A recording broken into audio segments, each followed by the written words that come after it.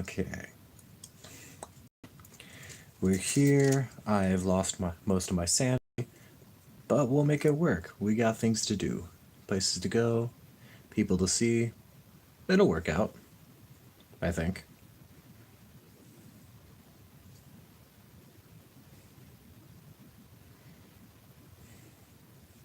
But first, we are going to start out by snipping out some sprues so I can get my next guy going.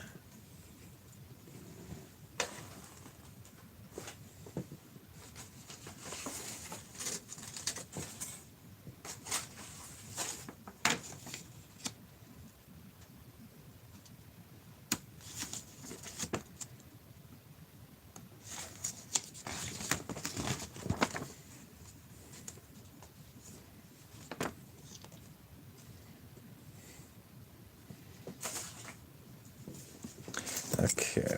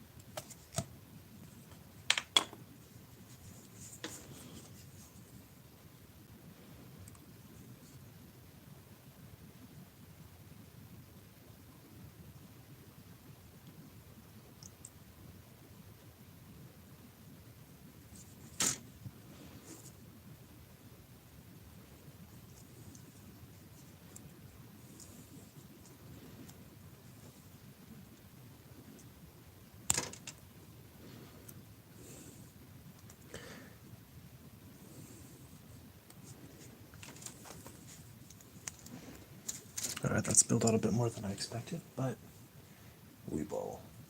The legs 42, 43.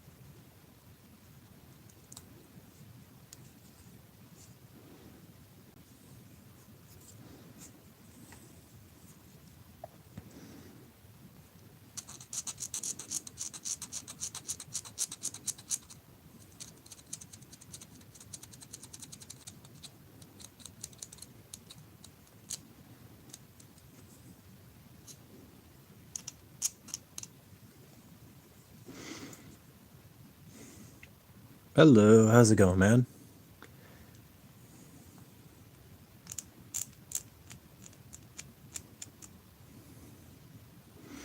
I speak English, yeah. I am fluent in English and Spanish, but I typically speak English.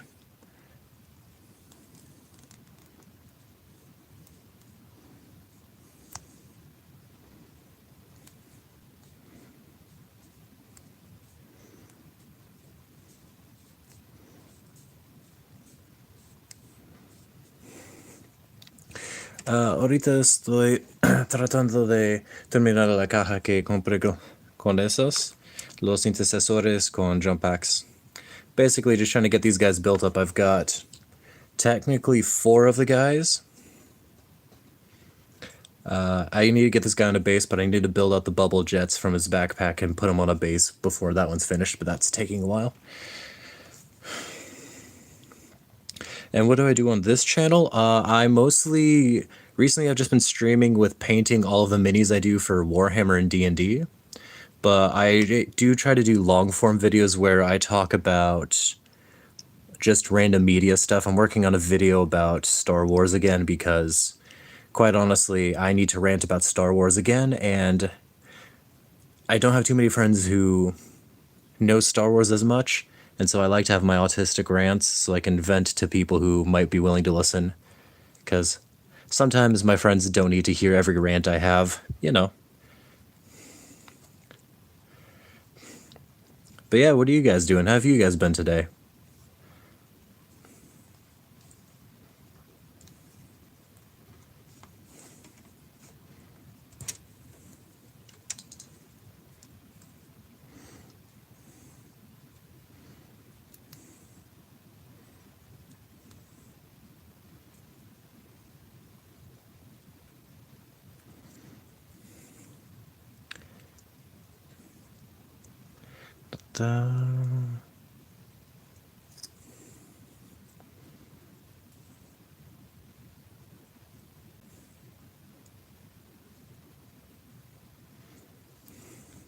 Uh, so right now I'm working on a box of Intercessors with jump packs.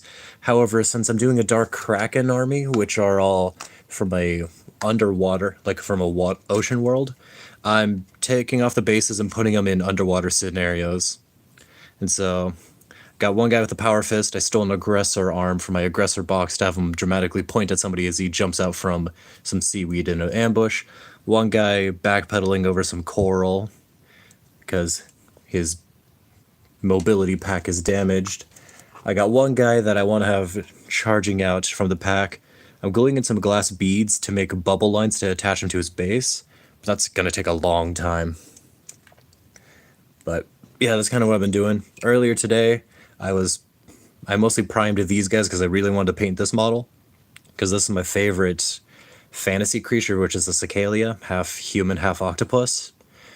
Ursula was my favorite fictional villain when I was a kid, so Cicalia has just kind of always been a thing for me.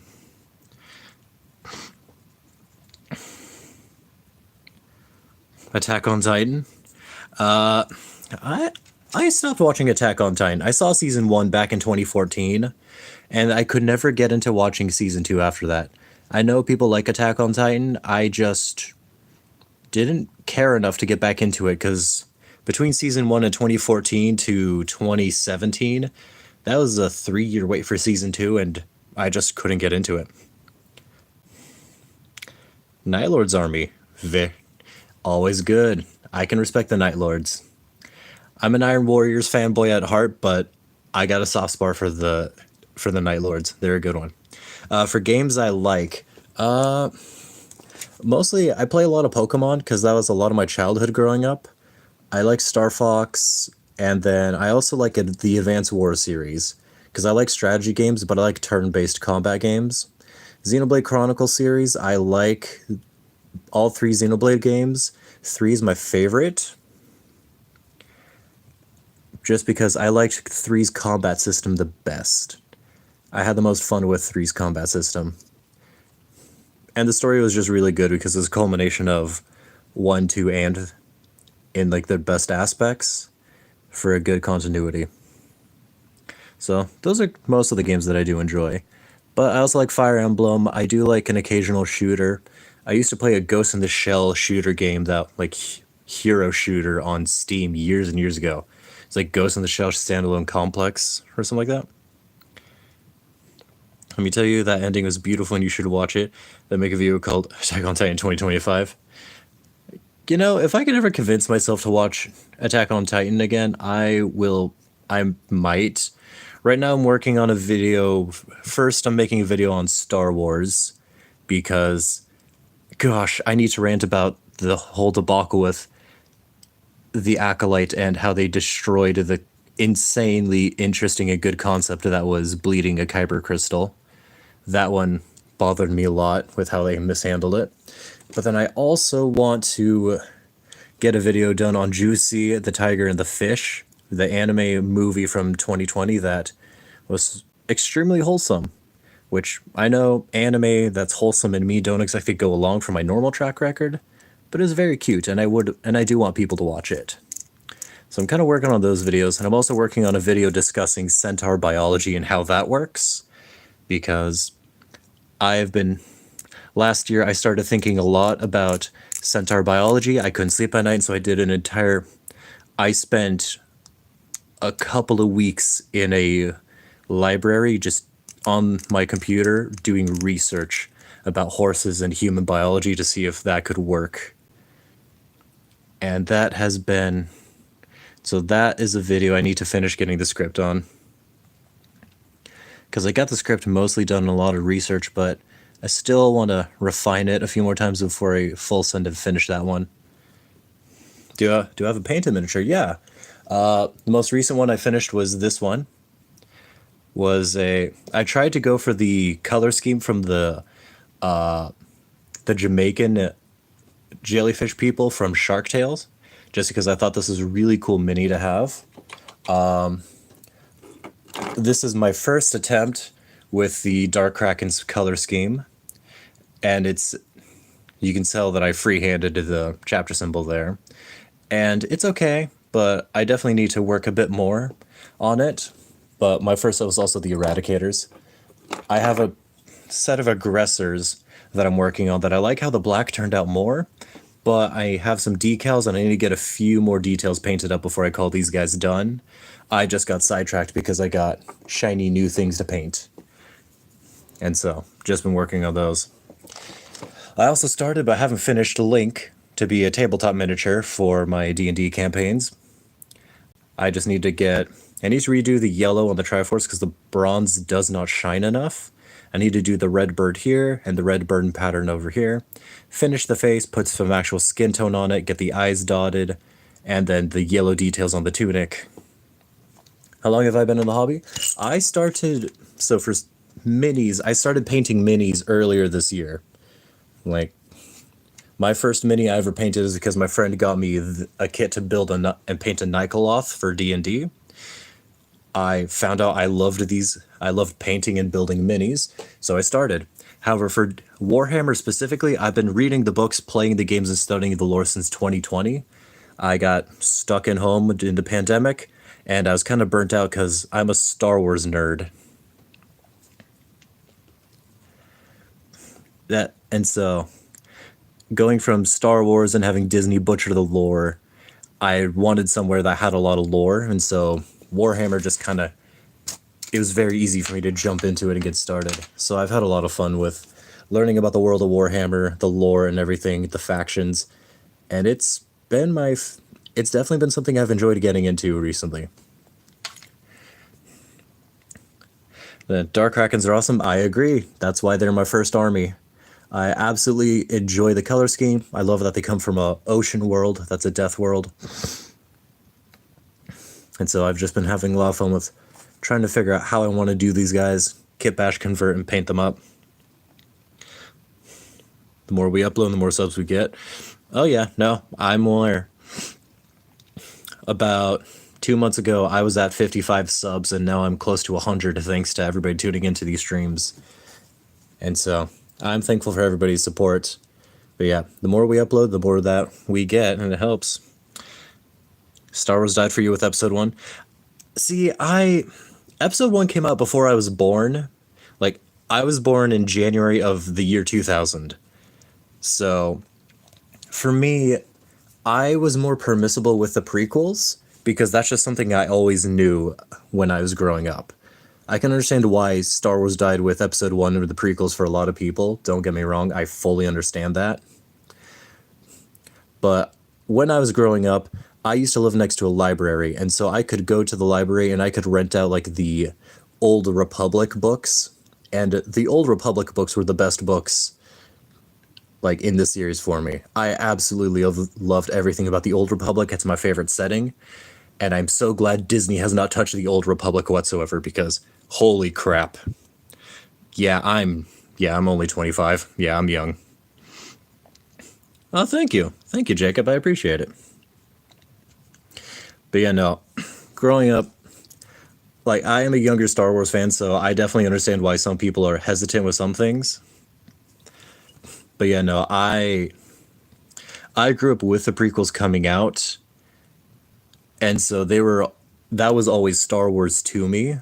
However, my uncle, who was a massive Star Wars fan and had been there and saw it in theaters when he was a kid when it first came out, he was very sure to raise me right and make sure I understood why the prequels were different from the new movies, but he allowed me to enjoy the new movies as much as the old movies. But he had an enthusiasm for Star Wars that definitely helped me get in and stay with the series. So I always liked it. But yeah,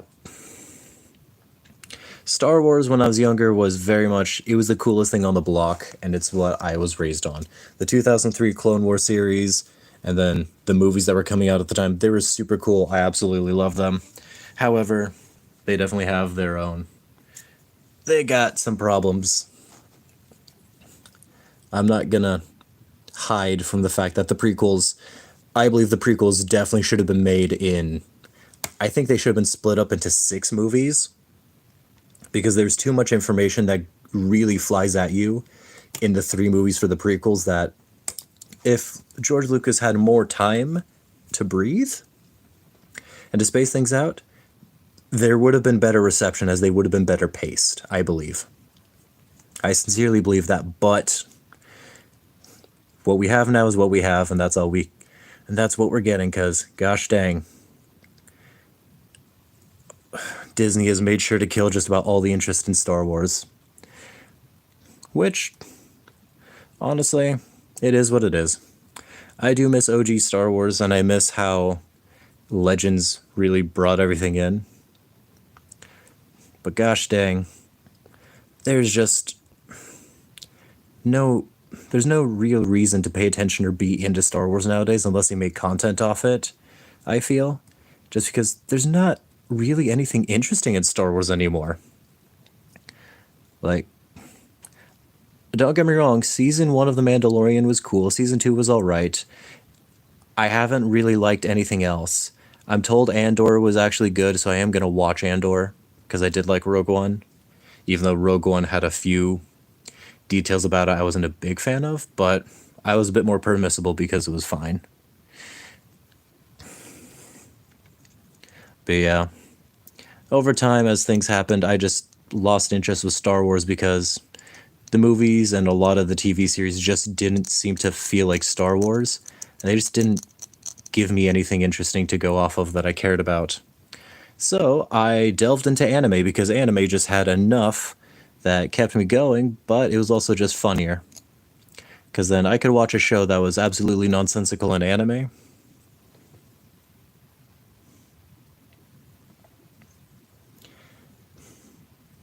But, oh yeah? I'll have to check it out. Because where did I even put it? I got some decals off of Etsy for my Dark Krakens. Let's see, here they are. A little hard to see in this light, but I've got the Crusher Claw, I've got the Krakens, even some bigger ones for vehicles that I'm going to buy in the future. Then I got the Hammerheads and the regular stuff. So I've got a few, but I will happily look into that because a few extra decals never hurt anyone, especially because I got to experiment with them because I've never done decals before. I'm hoping to do decals fairly soon because I am very far behind.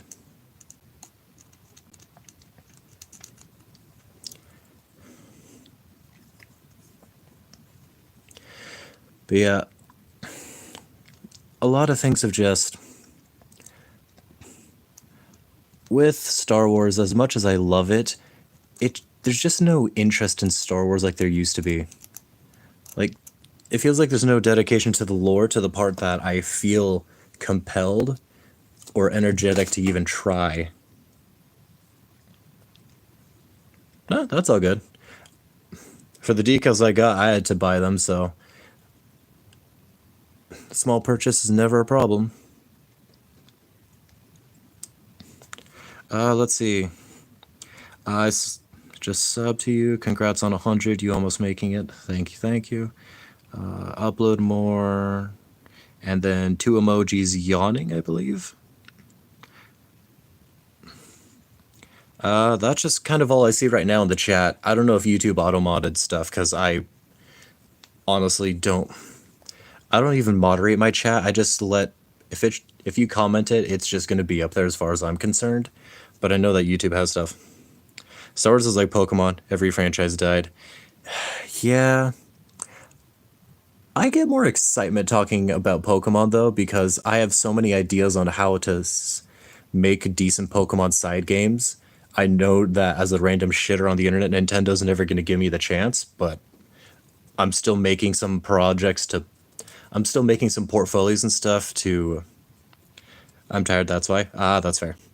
But I'm making some projects and some outlines for some game ideas, just to try to get them to like, hey, you have a untapped potential. Here's how we could work on this more. But yeah, I don't know. There's a lot that could be done. There's a lot that's not going to be done, and that's kind of what makes me sad. Because there's so many ways you can go about making Star Wars and Pokemon a lot more interesting. It's just, Nintendo really does not, for lack of a better term, Nintendo does not give a shit. And it really sucks, because Pokemon was my childhood. It was the game... I played Pokemon Emerald for over 1,000 hours before I turned 10 years old. Like, that was my go-to game, was Pokemon Emerald.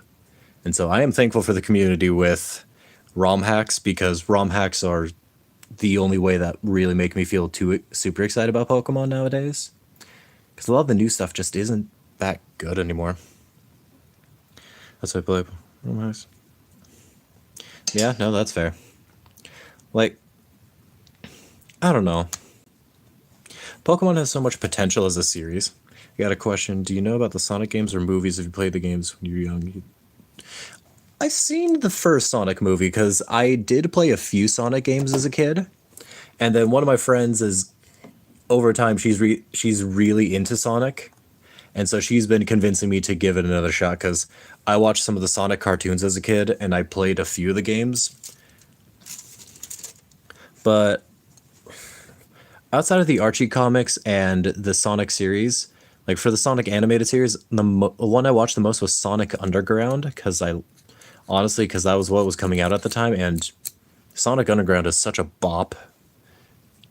I absolutely loved it. But I've only seen the first one. My friends are trying to organize stuff so they can have me watch the second one, and we missed the window to get me to watch the second one before the third one was in movie theaters, but they're still trying to get me to watch them, and I'm going to watch them eventually, because first one was fun, and I am curious how they did the others.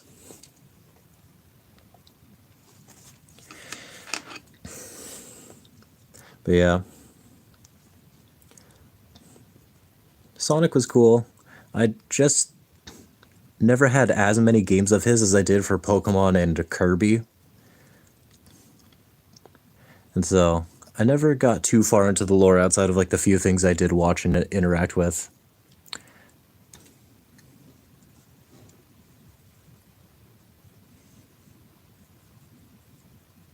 Yeah, that makes sense.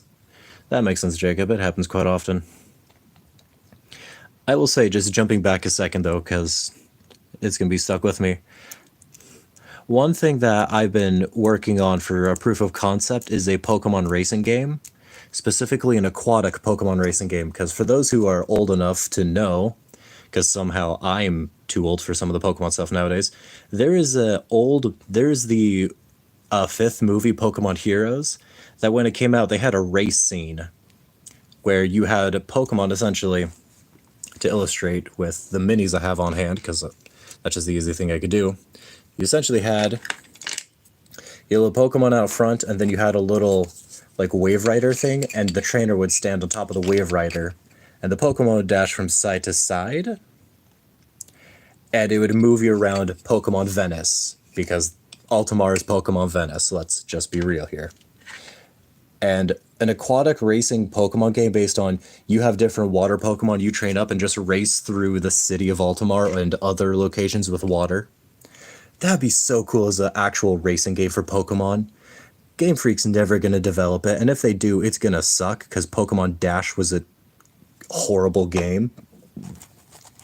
But I maintain that if you made Tour de Altamar as an actual fleshed out racing series in Pokemon, you would be, and you developed that game right, you'd print out money like no tomorrow. Because that has such an untapped potential, because let's be real, we haven't had a good like jet ski or water racing game since like Wave Rider 64 is the last I've even heard of an aquatic racing game coming out. There might have been a few I haven't heard of or noticed, but straight up there has to be. Like, that is an untapped market, because everybody back in the day that I knew would play Wave Racer 64 because it was fun. It was a good racing game and people enjoyed riding it around. He's too young for Sonic. I'm a Sega Mega Drive. He thinks I'm speaking Chinese. Fair, fair. Would it be like Mario Kart? Similar, but not quite. If I were developing the game, what I would do is I would have the game. You wouldn't have item boxes.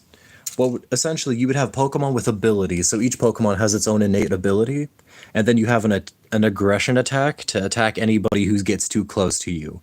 But the main focus would be mostly on racing rather than items messing up your opponents, just because that's like, of course, you're playing Pokemon. You're playing a Pokemon game. You need to be able to battle, but it would be less item focused, just because it wouldn't make as much sense for a Pokemon game, a racing game, to be just Mario Kart with a code of Pokemon. Yes, that's probably how Nintendo would make it, but if I'm the one coming up with the idea, then I'm going to have my own standards for how I say my idea should be fleshed out.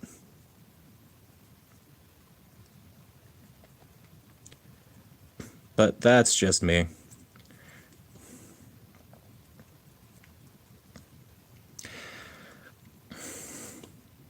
Because there's a lot of ways to run it, there's a lot of ways it could be done, just as long as we don't kill the franchise like Rayman got killed by the Rabid series.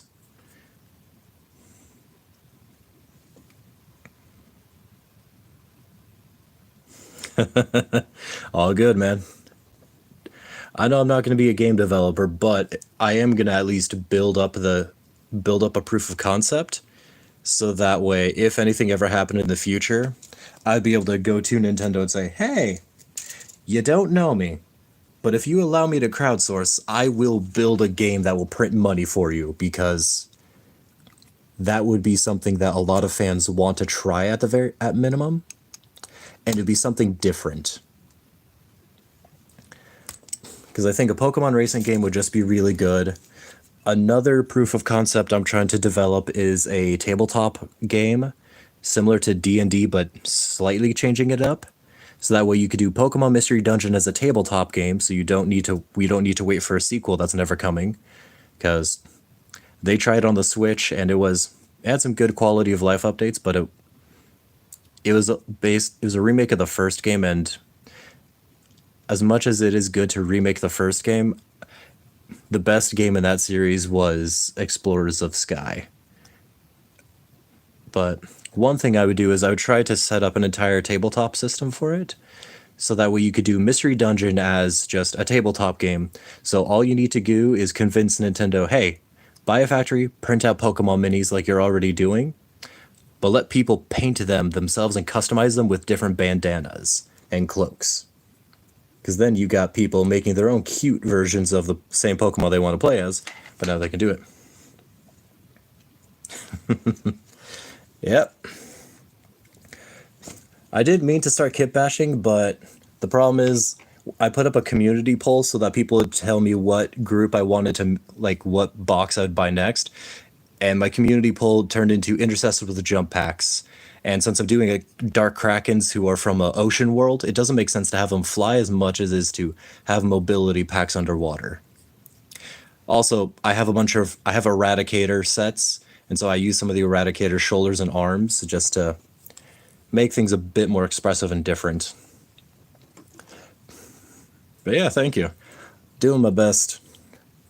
Definitely not the best at kit bashing just yet, but I wanted to try something different and have a little bit of fun with it. Right, that's where I was before I got distracted. Right. So, Pokemon tabletop game.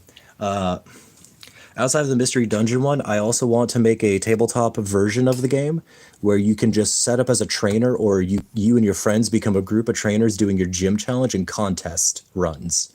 So you can go to any region, you choose your starter Pokemon, and then you can just say, okay, this is the city we're starting in, and this is the where we're going. So that way you guys can just go to any region that's established by Pokemon, and then just have fun moving around and doing what you want. Gotta go, but I'll always come back for new uploads because you honestly are sick. Thank you kindly, Jacob. Thank you. Yep, fist bump through the screen, just... But take care, man. I'll see you later whenever I see you next. Thank you, James. Thank you. I was a little nervous with kit bashing as hard as I am right now, but so far it's working out all right. I was afraid that I'd make more mistakes than I've made so far, but things have been turning out pretty nice, so... Take care, Jacob. See you later. But yeah, I've been having a lot of fun with experimenting on these guys. Especially because with the D&D minis, there's just not a lot of creative freedom to do with them. I mean, official D&D minis, I'm gonna have to kit bash because I love this mini. He is so freaking top heavy though that he just falls on his face, and because I got this guy before I had primer and painted him before I had primer, the paint's already chipped off on his face because this base is so awful he just flops over every time. And it's a nightmare to deal with. This one I kit bashed because my players have a Petsukos, and so I wanted to give them the little Egyptian crown with a ball to shoot the laser beam out of. But I just bought an official D&D crocodile mini, and it's fine. My main issue is I hate the base for it, because here's a typical like 32mm mini, and here is the base. Yes, it's to scale, but that's so egregiously big. Because with my players and I, we play on a grid. Like, we have like this little whiteboard laminate paper that has a grid, like a grid built into it. So we know 5x5 moves, like for everything for 5 feet. But this is so egregious and just not fun to play with or use on the tabletop. Like, sure, it works, but this is so wide that it's just kind of cumbersome to maneuver around on a 5x5 grid if you're using it. Right. And so, I don't know. I like him, Warhammer, a lot more for the kit bashing stuff, just because I feel there's more freedom in my expression, and I can build what I want to see and what I want to play with. And I have a lot more fun with that.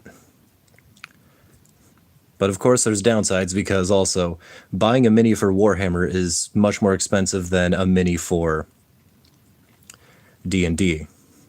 Like, this guy alone, I bought him at a bigger scale than most of my minis, and he was on sale for like 13 bucks.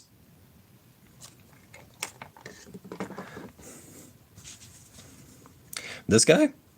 No, he's just a regular ass crocodile. This is the official D&D crocodile mini. I found it in my local game store, like nearby. It's just a random ass crocodile mini. That's all this officially is.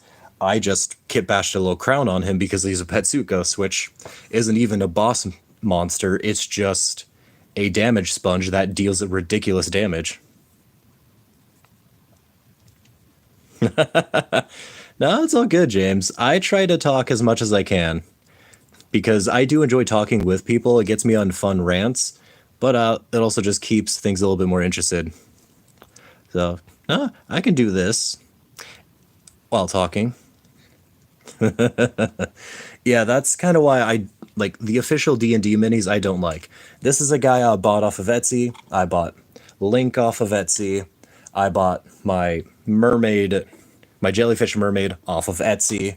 My Cicalia off of Etsy. Like if I'm getting D&D minis, it's really off of Etsy because I don't like how, because again, this one also Etsy because I cannot find a cockatrice mini that I liked from the official D&D lineup. But also the official D&D lineup just isn't that good. You got minis from the 90s and 80s that if you like how they look, congrats, you can find them easy.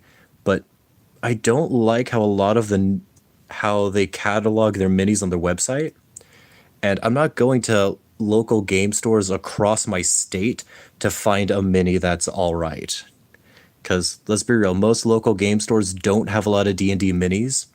And the few that they do have, they're all right, but it's very situational. Like straight up, if my players didn't have a Petsukos that I needed to kit bash a crocodile into, I would have never bought a crocodile mini. Crocodiles are cool, but a crocodile mini I don't see the need for. Like, if anything, I would just save my money to go to Etsy to buy a few more of these guys because Yuan Ti Malisons are just much more intimidating and much more fun as creatures to ride. Yeah. Now, when it comes to minis, I am convinced you just go to Etsy. You 3D print or you go to Etsy and have somebody print it out and ship it to you. Just because Wizards really doesn't have a good mini lineup. The dragons aren't that interesting. I can't find a single Hydra mini. And yet if I go to Etsy, I can find Hydras galore for any type of mini I want. But also, Etsy has the people who are willing to make the out-of-pocket creatures that you would not expect. Like, somebody straight up made a Hydra Goose. And having a Goose Hydra mini is absolutely something I'm buying.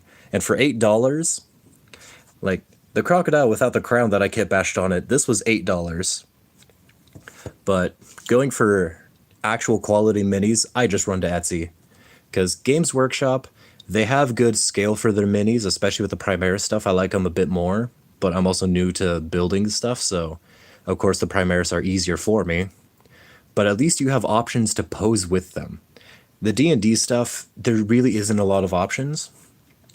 These guys, when they came in, their hands came separate off their arms, so I had to pose which weapons went on which. So even though I bought them, technically I messed up the poses because I wanted the poses to be slightly different. So I made this guy a little bit more dramatic with how his swords were uneven. Then I made this one with her swords to be a bit more imposing and even. But this was from Etsy, and they let me move the actual weapons as I wanted. That if I wanted to, I could just have taken this shield, give it to this guy, and give this one a sword, if I really wanted to. Etsy is the best place to find any sort of D&D and fantasy mini, especially because, again, unofficially I can buy Link from Hyrule Warriors to use as a mini on the tabletop, and now my players have a fun little guy an elf adventurer fighter that they can run on as a mercenary that they can hire. And of course, with most of my friends having played Zelda games, they're absolutely excited whenever Lonk from Philadelphia can join them on a dungeon crawl.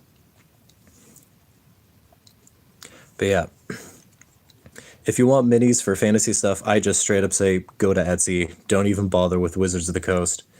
And it's not to say that I don't think you should buy unofficial minis, because of course, support what you want however you want it, don't get me wrong. But my main issue is that Wizards of the Coast does not update their actual they do not update their website to catalog things all that well. And so you have to scroll through a lot of garbage on that website to find a specific type of mini you want. And quite honestly, that's just not worth it at times.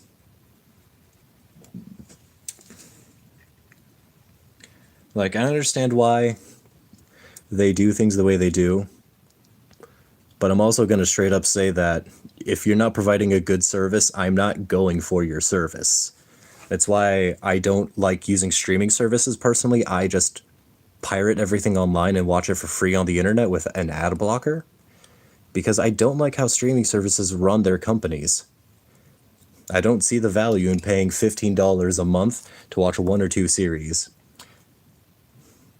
But it's also, as the lead man of Valve himself, Gabe, once said, piracy is a service issue. If the pirates offer a better service than your actual official service and your official business, that's on you, not the pirates. Because the customers will come if you offer a good service.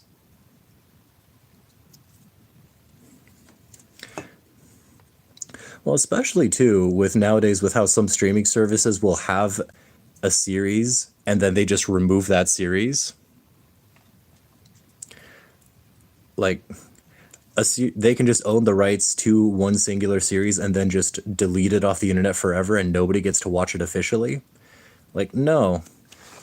If anything, piracy is now the actual online library that we need to ensure that media is never lost, which is hilarious because piracy should not be that. Piracy should not fill that niche, and yet it kind of has to nowadays. But I don't answer to shareholders, so what do I know? I'm just a regular everyday shitter who lives day-to-day life. Half movies, dog. I mean, I just go to the same place I've been going to for many years. If it's not for anime, because anime sites are getting taken down almost every day now, that it's getting harder to pirate anime, that I don't even say what websites they go to now so they don't get marked. But Sockshare has been going strong for over a decade. I think like Sockshare came out early 2000s, late 90s as a website domain, didn't it? I don't remember. But Sockshare has been around for so long, and I'm so glad that they're able to continue doing what they're doing, because they really do save everything. Up until I got trolled by some movie reviews, and I'm mad about it. They just took stuff in the vault and it's gone, plus everything is too convoluted now, it's fine with everything. Yeah, when everything was on Netflix, Netflix was worth getting. Like, Netflix was worth getting up until like 2011.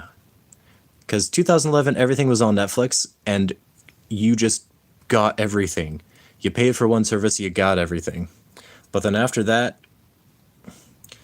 they started separating everything out, and it's no longer convenient, because Netflix was about conveniency.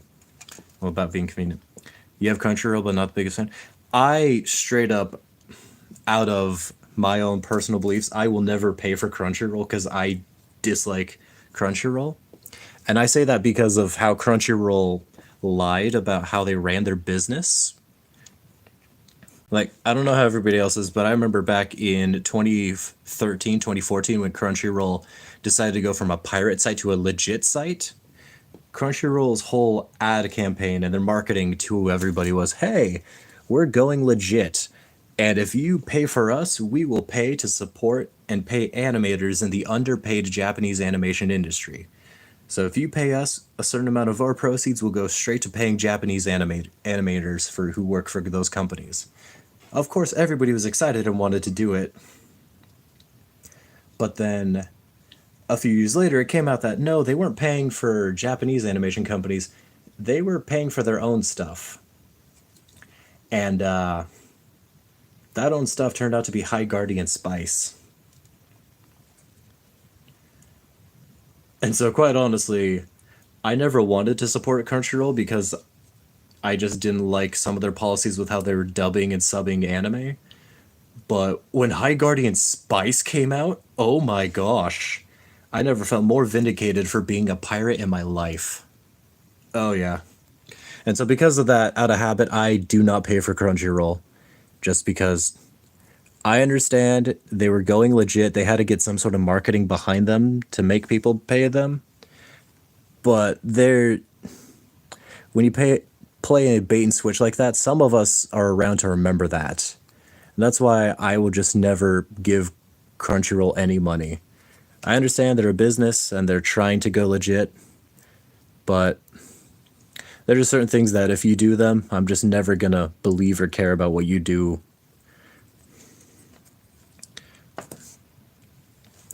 Also, hey Francois, how you doing? Haven't seen you for a little bit. But yeah, it's kind of because of that. So what I normally do is I've got an ad blocker, and so I'll go to 9anime right now. 9anime has most things on it that I pay for. So I can just run an ad blocker, I don't get ads, and then I just go from place to place, and I'm able to get most anime series. Occasionally I have to go to a different website, but I also have ad blocker, so I can just put watch X anime online free, and I'll find something and not get viruses on my computer. But straight up, it's like they say, sail the seven seas safely. Don't pirate without an ad blocker. Oh, that's good to hear, man. I just remember I hadn't seen you for a little while, because I remember I'd seen you occasionally. But good to hear well enough. We take that over bad.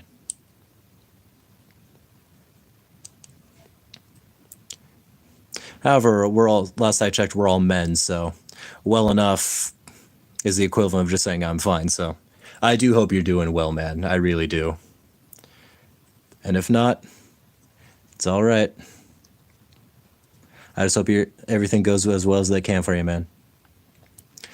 But yeah, because recently with anime, I've been trying to watch a few things. One of my friends convinced me to, like, because I'd always been interested in the Gundam series, but I never actually watched it as a kid because I didn't see it when I was growing up. I did like mecha anime because I started watching the Macross series thanks to one of my friend's fathers. And also, my friend had Robotech Battle Cry on the GameCube. And fighting with each other in Robotech Battle Cry is an absolute blast. Loved that game. Its multiplayer was really fun. But Robotech is also convoluted as is.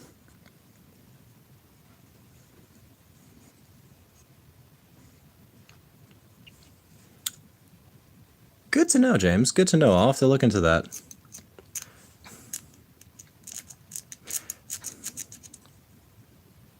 Got that. I got some decal applicators. I got an applicator and something else.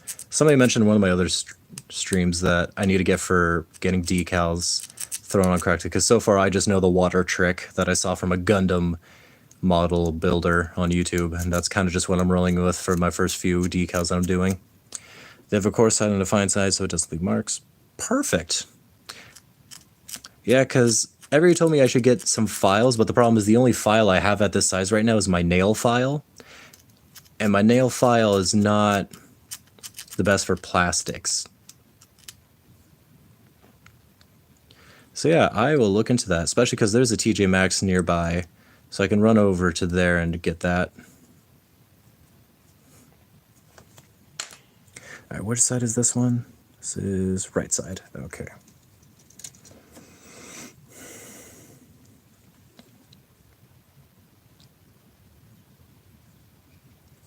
Yeah, I never knew about decal chems until recently. But as I got into... yeah, not the nail file. But as I was asking my friend about Gundam, because he has a bunch of kits he's built, he just told me, yeah, from what I know of what you like for different stuff, here's a few series that he recommended. I watched those, and now I'm going through and watching Gundam from the beginning in chronological order. Not release order, because release orders tend to not work as well as chronological stuff. But I've been having fun so far. I started with Gundam IBO, and I liked it a lot, and I'm buying some kits because I wanted to do a custom paint job on one of my favorite kits that I saw in that series. I want to have our blue on one side and white on the other. The sanding parts are glued to the small bit of foam. Ooh. And they bend. That is nice. I'm used to blacksmithing, and so all the files I've had to work with are like that thick. Like between there and there. So having a file that's bendable sounds like a dream, especially for something this small. Because gosh, dang it. Files are finicky at best at times. But I'd absolutely love to get my hand on some files that are more appropriately sized for this stuff. But yeah, I've been having fun getting into the Gundam series. And somebody in my chat, I'm blanking on his name right now, but he gave me a guide for for one of his favorite Gundam series, and I watched that one. Also enjoyed it, and so I've just been hooked in the series. And so I plan to buy a few Gundam kits and do a custom paint job with one of them on stream when I've got a little bit more time. But right now, before I buy the kits and commit to everything, I want to get my backlog done, because technically I need to finish my aggressors. I need to finish this kit. I got some D&D minis that I've been neglecting. Like, this guy I've owned for about 3 months now, and I have done nothing except a base coat on him. So I kind of need to paint him up and actually finish him, because I do like running cockatrice on the table, but I haven't done that in a little bit. And then I also need to finish painting this up, because this should not take me very long to paint. I just haven't finished it. Flexible. Okay. Yeah, my friend convinced me to start Gundam, and because he knew that I liked the Macross series, he said that a series I would like would be Iron-Blooded Orphans. Iron-Blooded Orphans takes place in a different universe, so it's not part of the original Gundam universe. But I liked the story. I mean, of course, I'm not the biggest lore. I'm not super knowledgeable on lore within Gundam, so it could just be that because it was recency bias that I liked it more than the average person might. But I did enjoy it quite a bit. And so I would definitely recommend that. Gundam IBO is very fun, but it has a very grounded story for the most part. Your project is taking forever? Yeah? Which project are you working on this time, man?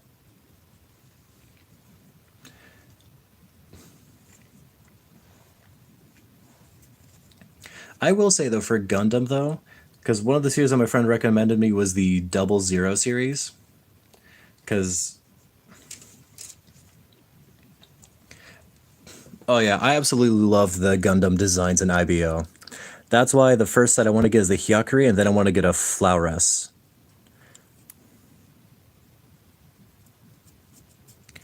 An Armor Cast Phantom Titan for 40k. Ooh.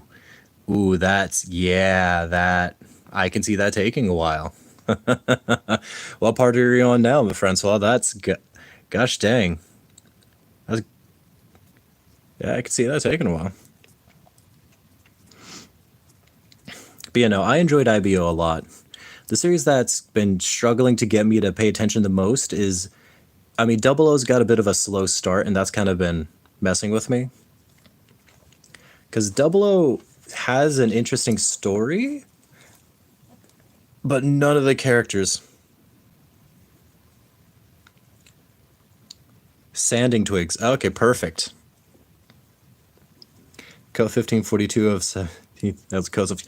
oh, you're doing yellow. Oh my gosh, my guy. I respect you so much for doing yellow. That is such a hard color to paint with. Like, yes, there's tips and tricks on how to use it right, don't get me wrong. But the fact you're using yellow on a Titan, I gotta salute that, man. That is impressive.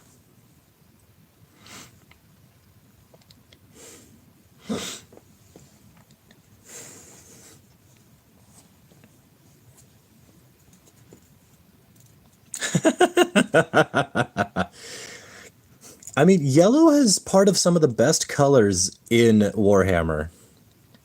I mean, sure, I'm biased when I say that, but straight up, yellow has some of the best color combinations. Pain and Black say he's depressed. Only if the opponent has a red door on the terrain for the enemy side. That's when you know you're doing it right.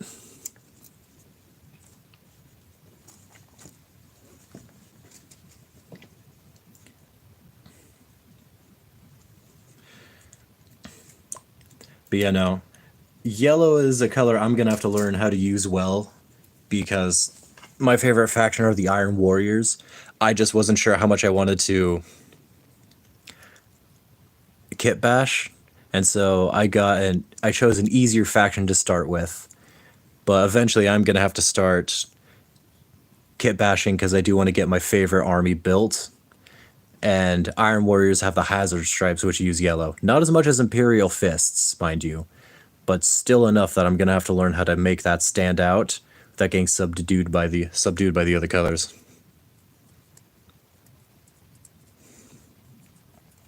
I do agree, Trent, and thank you.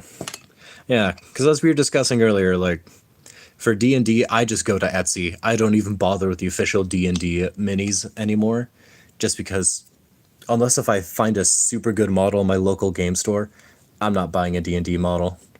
Have you guys seen the new official Baldur's Gate 3 minis that came out? The pre-painted ones that cost $50 a piece and look atrocious?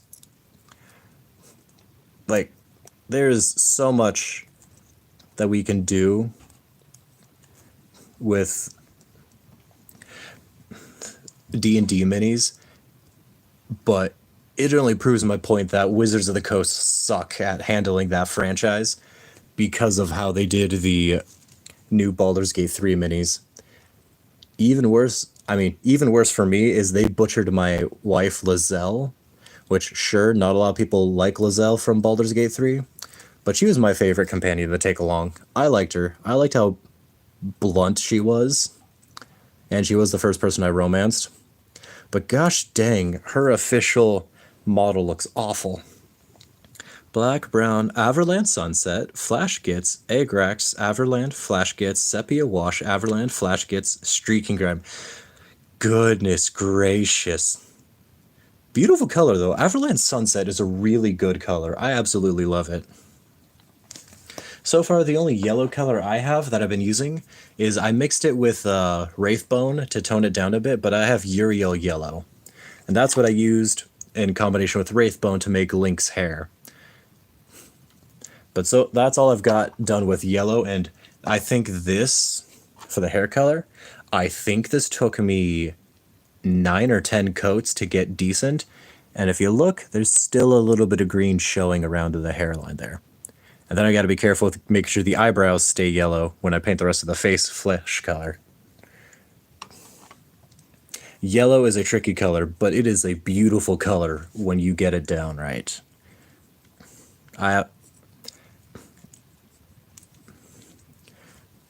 But thankfully, I'm not doing an Imperial Fist army yet. However, I might do an Imperial Fist army sometime, or at least a kill team for them, because I like the Imperial Fists. Because I like the Loyalists more than Chaos. Let's just do Grime Dark Yellow recipe I'm using for my Eldar. Ooh. Yellow Eldar, gosh dang, man. That's impressive.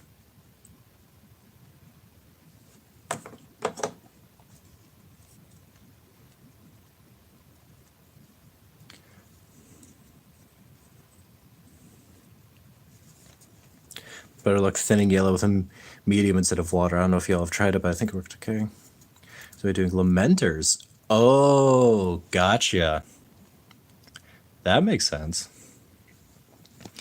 Yeah, all I did was I mixed this with Wraithbone because yellow doesn't layer evenly for me whenever I've used it before, but Wraithbone doesn't layer evenly on the first coat.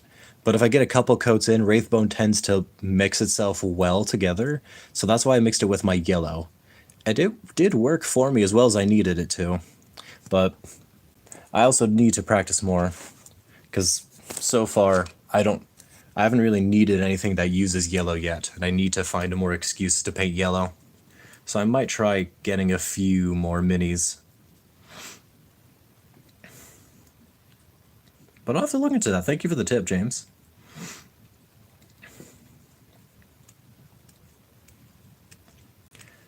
But yeah, one thing I want to do is, because I know there's some people who make extra bits, and I want to buy some bits where it's just a steel chair that a Primaris Marine can hold, just so I can have a Primaris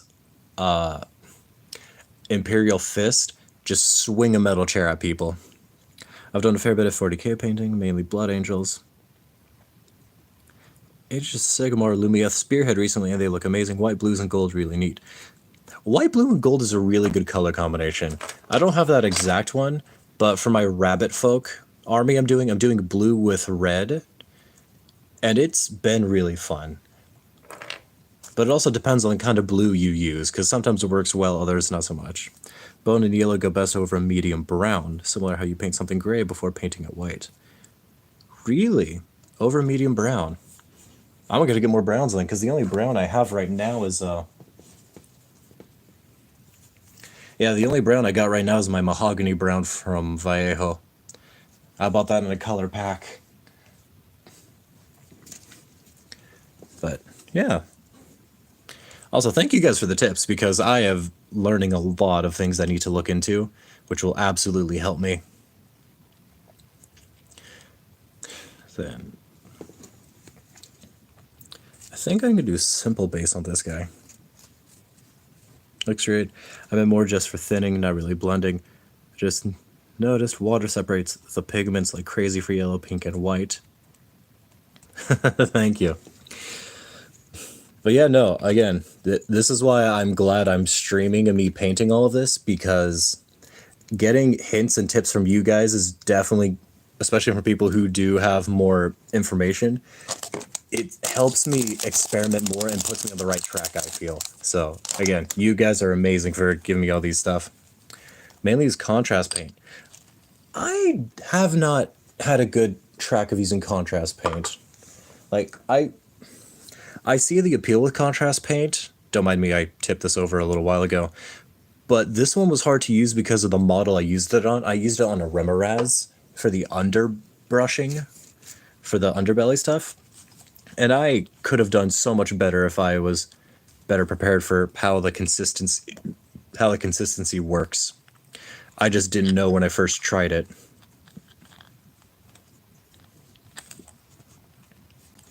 See, how do I want to style this guy?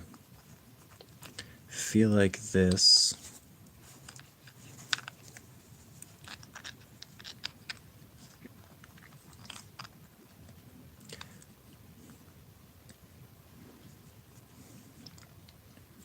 Yeah, I'm gonna get these guys down like that.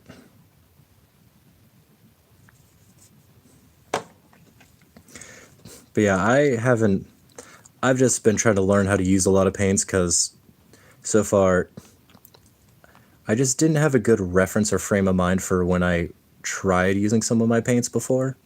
And so I'm just trying to slowly experiment and give myself challenges to figure it out. Wildwood contrast is pretty good, but I mostly just thin contrast to make glazes from... Oh, that's fair.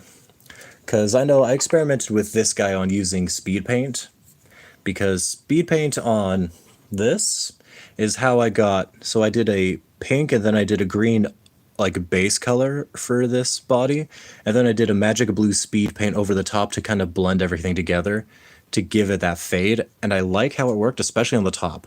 I think my best work on this mini was the top, going from the green fading into the blue with the speed paint. I think it worked well.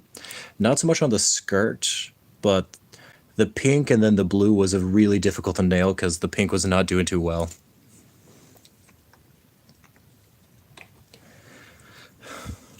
Deathwing soon. Going for base. Vermin fur. All right. And thank you, Trent. But yeah, no, I've just been trying to learn how to use these paints, because there's a lot of good that can come from learning how to do them all. It's just, I'm so new to a lot of it.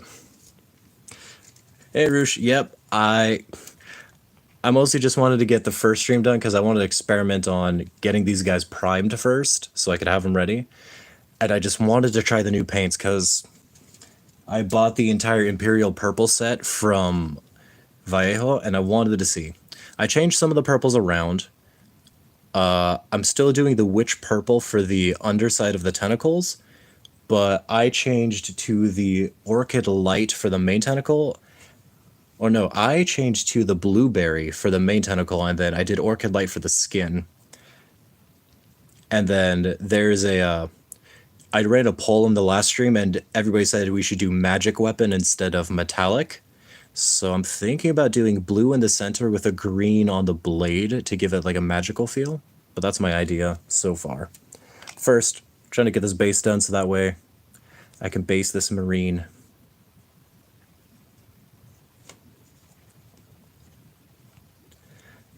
Craft store brown, that's vermin fur color. I have 130 Deathwing. Ah.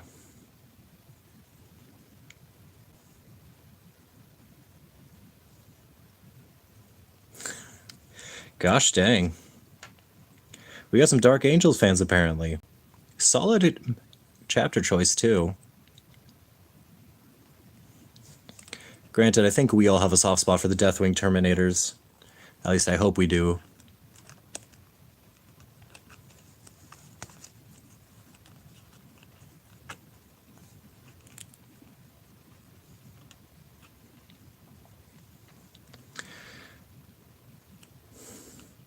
Highlight the purple with some thin lilac or magenta. That's not a bad idea, actually.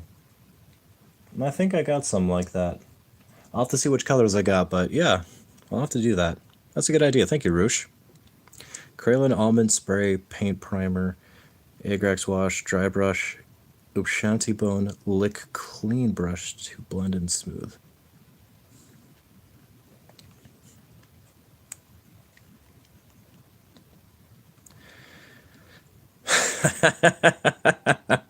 Fair, Roosh. Fair.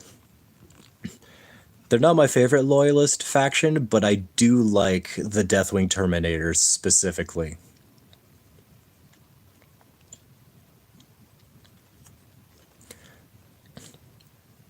And also, the Dark Angels do have some good bits to use with other things.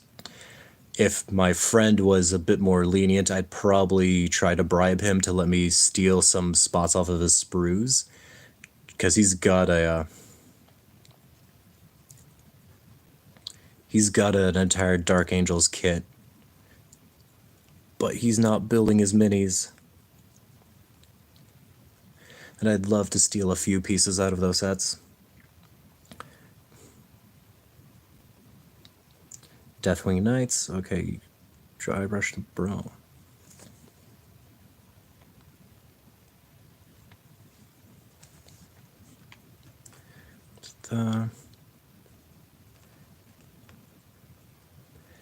Man, this is hilarious. One piece of the ferns is already cemented. This one does not want to stay down. Cannot say why.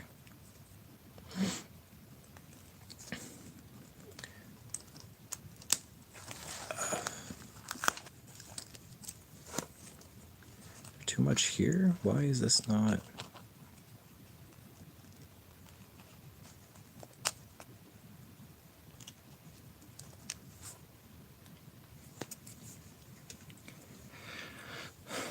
The element is of Shanti Brune. Just dry brushing to reestablish highlights and smooth out. You're pulling from the wash. Oh, okay.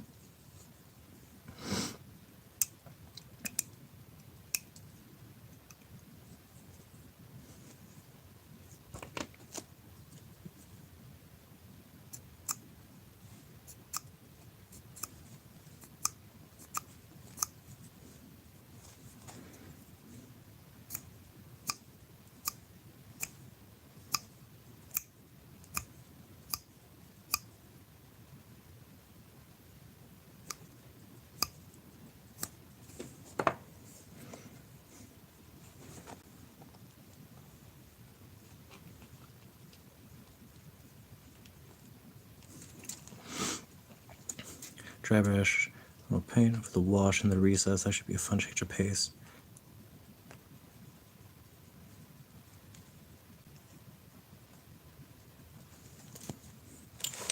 Baking soda, you say? Huh. I'm gonna have to go and buy some of that. Because I don't currently have some.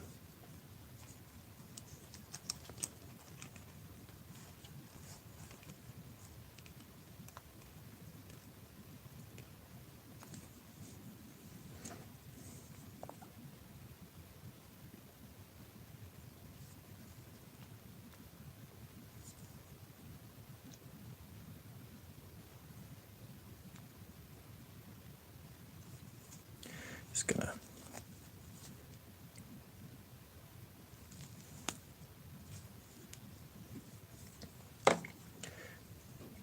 try to assemble that real fast. Let that dry carefully.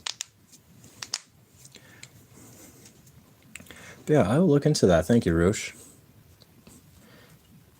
Then I'm just gonna let him chill off to the side. Hope he behaves. Okay. Because after that, I think I'm going to finish this guy off stream. Just because there is a lot of gluing and getting the balls together. That's going to take a while to get him based.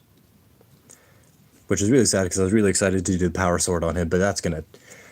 We're tabling that for another day. For now...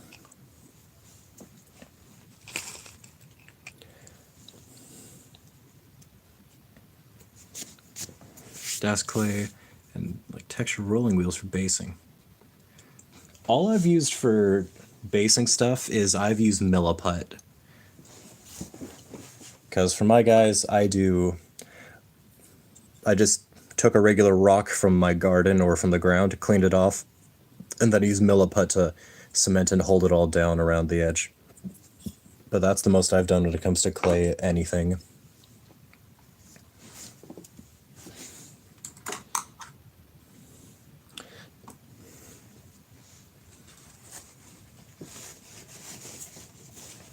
I'm just going to clean off my brush.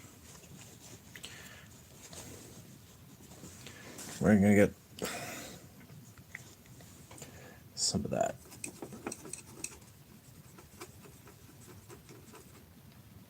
Get some of this witch purple.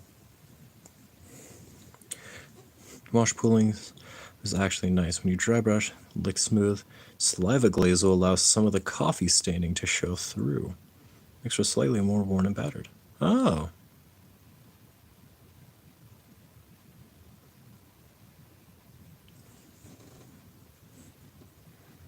Interesting.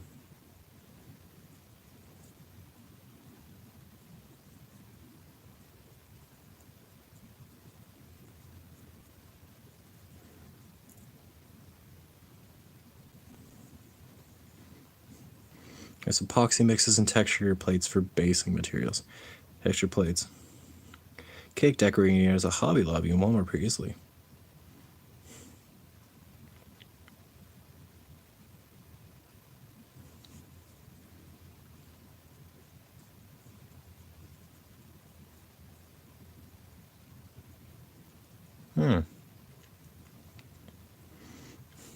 One thing I do want to do is, for a future kit, I want to buy some of the, whatchamacallits. I want to get some of the, they're not scouts, what are they? The Interceptors or something? Basically, it's the Phobos pattern armor of the light armor for that a lot of the scouts and like recon units use. I want to get a couple of those guys, and then I want to paint like a small rock and a bunch, and I want to use some UV cure epoxy to go up to like their knees on the model to make it look like they're wading in the shallows of a water. But I don't know if anywhere, I don't know what kind of UV cure resin or any kind of resin to get. Because I've heard people talk about UV cure resin and other types of resin when making water effects, but I don't know where to buy those. And I don't know what I should even look for when trying to do that kind of an effect.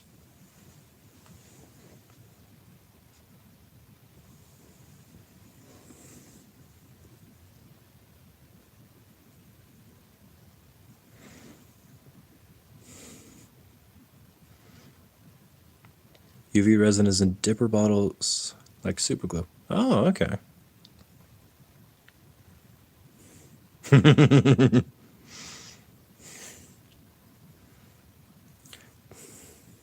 I mean, hey, depending on where you're at, I only had one brush that came with this kit when I first painted this guy. I made some mistakes, but the brush did all right when I only had one. However, if you've got a little bit more time on you, then I think it'd be easier to buy a few more brush sets. I'm mostly saying that because I bought, I think, 4 brush sets since I started, because I needed different stuff. Granted, the palette I'm using right now I bought off of Amazon, and it came with a brush set, so that one I probably shouldn't count.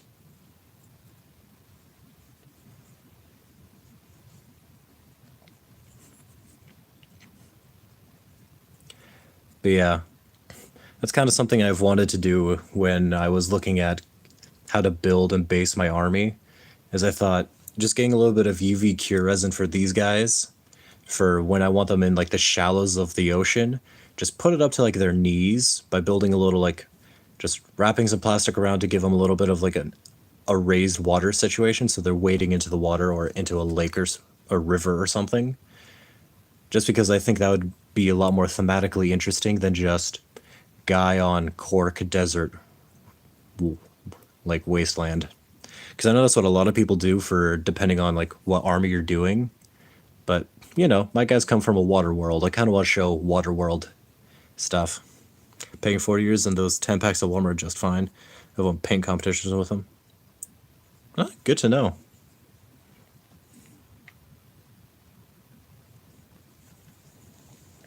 I should probably go to Walmart more often then, because I have never bought brushes from Walmart, but if they work well, then they work well. And I do not complain about results. They're cheap enough to treat them as semi-disposable? Ah, gotcha, gotcha. Thinking of which, do you guys know anything about there's a tabletop war game that I only heard of recently from a YouTuber called Eons of Battle.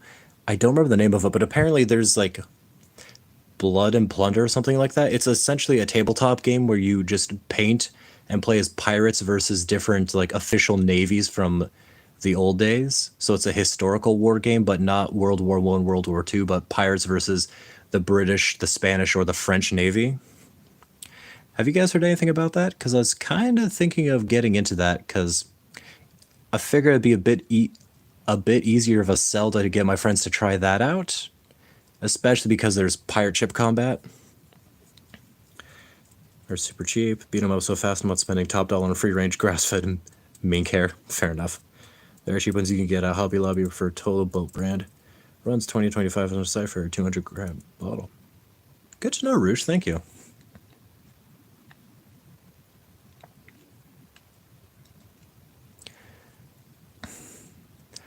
But yeah, when I found out there was a pirate historical war game, I wanted to see if there's anybody who knew of it, because I definitely want to get it, because I just think it'd be a little fun to run that kind of a game with my grandfather from time to time.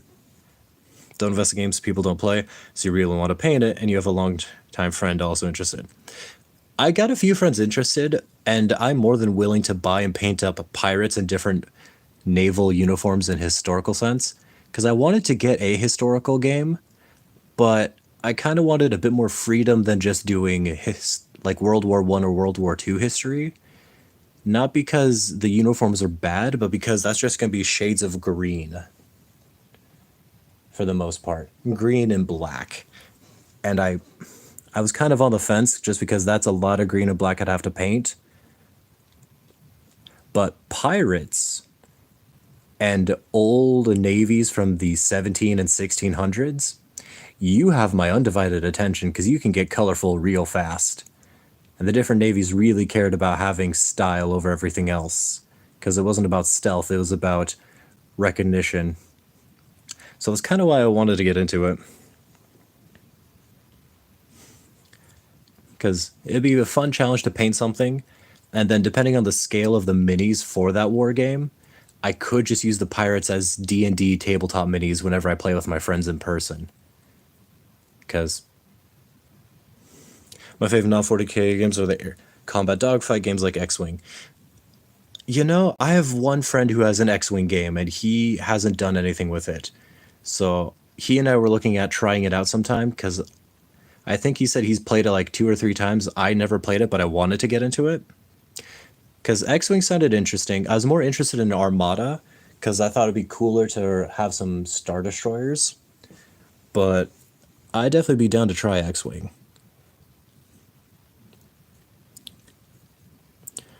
And since my friend already has X-Wing, then I can try that.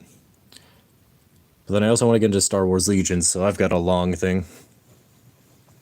X-Wing is amazing, but the company killed it. That's what I hear for every Star Wars tabletop game is the companies have killed them all. Head out, this is fine, subscribe. Thank you kindly, James. Take care, man. I'll see you when I see you next, but get some sleep and hopefully you can get some rest too, man. But thank you for stopping by and thank you for the subscription. I do appreciate it.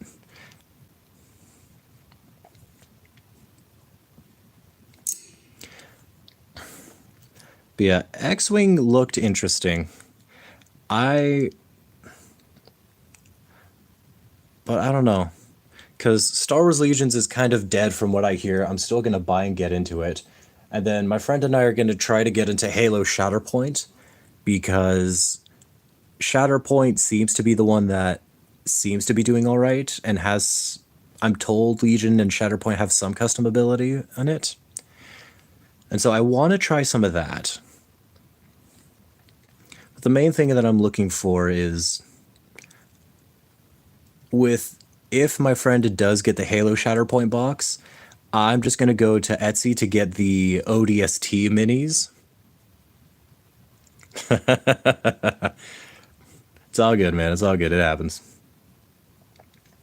But I was going to get the ODST minis so I can just build and paint up an ODST squad for Shatterpoint, because Spartans are cool, but it depends on that. Let me clear that. The companies aren't why it died. The prices for the licenses is why those games have such a short lifespan. Price Game Workshop kept Lord of the Rings going so long. Really?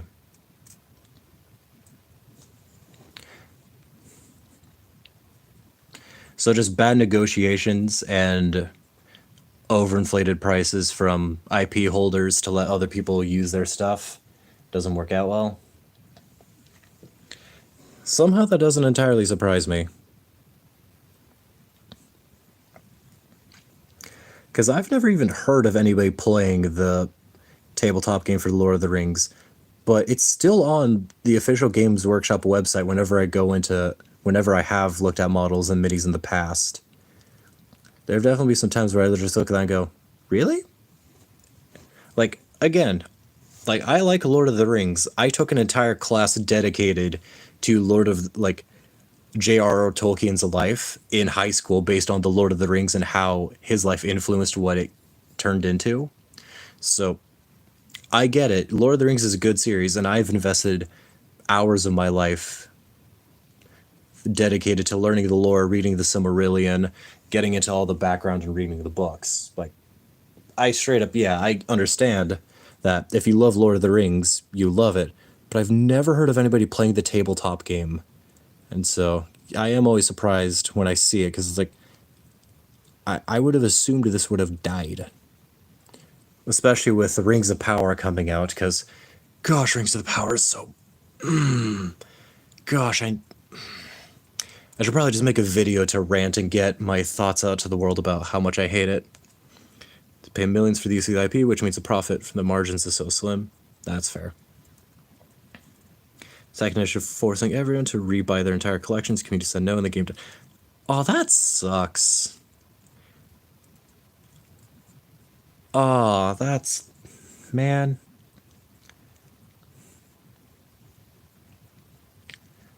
Yeah. Hubris like that will kill a game very quickly, so I'm not entirely surprised there. I mean... I can't even say I'm surprised, I'm just disappointed, because that makes too much sense that that's what happened.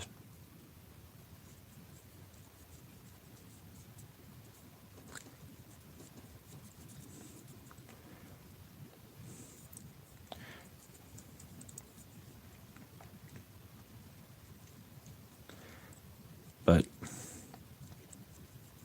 I don't know, it is what it is. We just got to deal with companies not understanding how to deliver products to their fans. But quite honestly, I feel like at this point, they just need to hire lore nerds to do the marketing for their stuff. We also should probably get in touch with a bunch of college boys and be like, hey, college kids, how do we get you to spend money on this when you're living broke lives? Because my friends and I, we spend money on minis, we spend money on D&D stuff. I just bought 2 boxes worth over $100 of Magic the Gathering cards because there were the 30 booster boxes. And so I definitely spend money on that, like, more than I should, but I'll be perfectly honest there. But I also have fun building my decks, pulling cards, and having the extra cards in reserve. So I can either sell them one day, or I can just build a deck around a certain theme if I ever want them from the excess cards. Need a second edition because people had stopped buying new models. They needed a boost in sales to keep the game profitable. Fans didn't want to spend more money, so the game died. I mean, that's fair.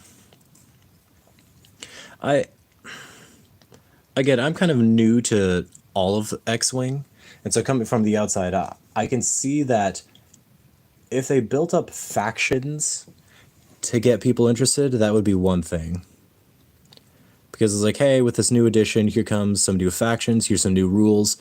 We tested some things out from first edition. Turns out we need to revamp a few rules for different factions. Yada, yada, yada. Revamp stats. Just, kind of do that. You wouldn't be a degenerate quail if you didn't burn money on magic cards. Oh, trust me. I am aware. I wouldn't call my... Hell, Hold on. Let me go grab something real quick. Because I didn't get in trouble last time I showed this on the stream. So, I'm assuming that means YouTube doesn't care. But... for the absolute worst thing I have is, for those who don't know, if you're new here, hi. This is my deck box for one of my Magic decks. This is my waifu that I got from the Waifu Wars during 2017 and earlier. That's the back of that box, which we're just not going to show that too often. And for those unaware of the deck itself, it is my Vren deck. This little shit, who I absolutely love. Where basically I deny my opponent's graveyard play, and I create creatures based on whatever creatures that die on their turns, on their field. He is an unofficial politic deck commander, because I straight up tell people, oh yeah, if you kill them, do it.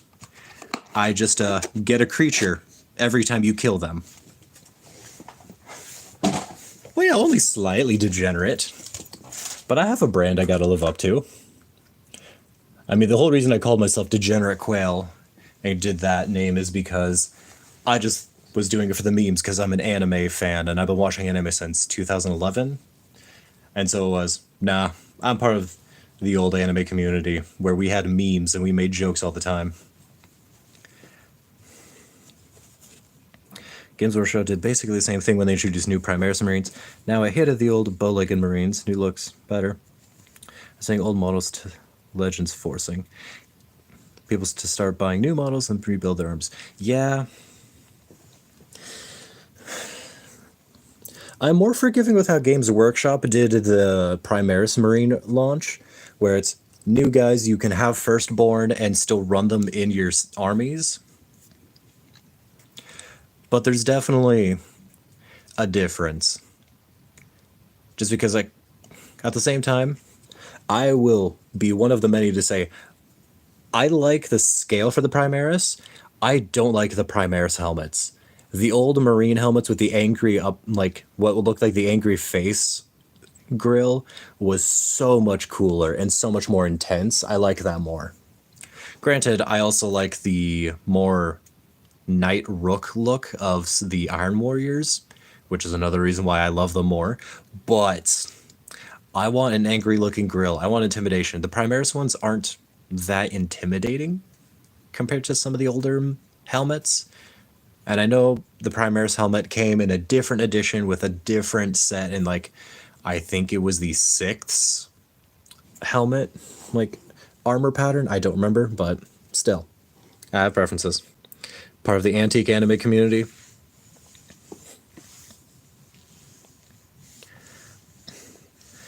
I mean, Yeah, because you've been around the block longer than I have, Roosh, so that's fair, yeah.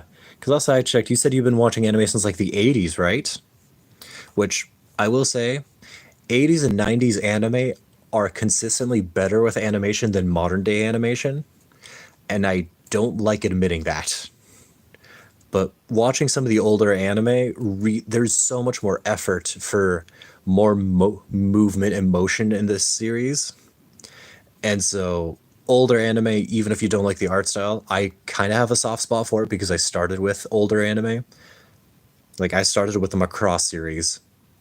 And so, I have a soft spot for it, but I can understand why people don't. But there's so much more attempts at motion. And Primaris models look good, but Primaris Marines suck. Fuck Legend rules, that's why I play Apocalypse. You have to care more when everything is hand-drawn. That's also true. That is true. Because there are some moments from the old anime that, like, from Fist of the North Star, where instead of animating it, they just took the character, like the character image and just kind of shook it around a little bit to get motion on it still. I'm not a big fan of that, but there was more, there was just more care and desire with motion in the older ones. Like, what was that? I watched, you want to see badass anime Macross? Do You Remember Love? Has fantastic artwork like when they launch in space. I'm about to watch Do You Remember Love? Because I'm close to refinishing the original series, and then I'm going to start Do You Remember Love? But I've heard nothing about but good things from Do You Remember Love, so I'm very excited to get into that. Because I'm certain I'm going to fall in love with that when I get the chance.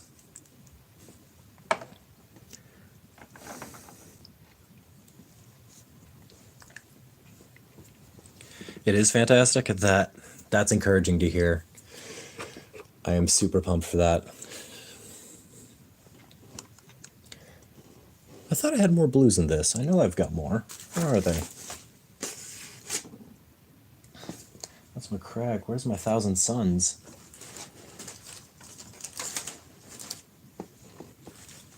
Ah, there it is. Okay. So I want to get started on doing the magic effect on the spear for this one.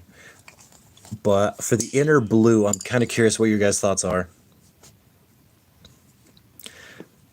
Because I've used Techless Blue a lot. Calidor Sky I've used a handful of times.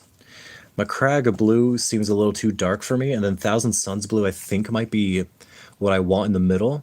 But I'm going to offset it, because on the blade I'm going to use Orpstorn Glow to go around. All of them?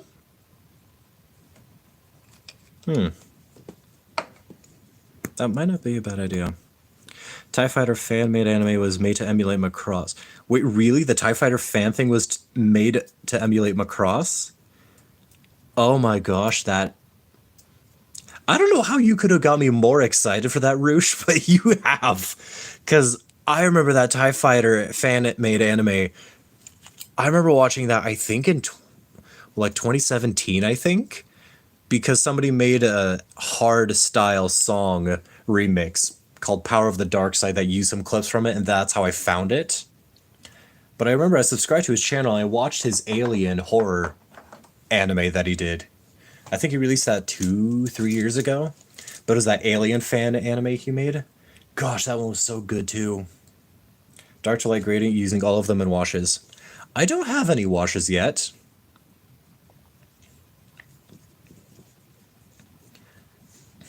But you know what? I'm going to try going dark to light gradient. I'll see what I can do.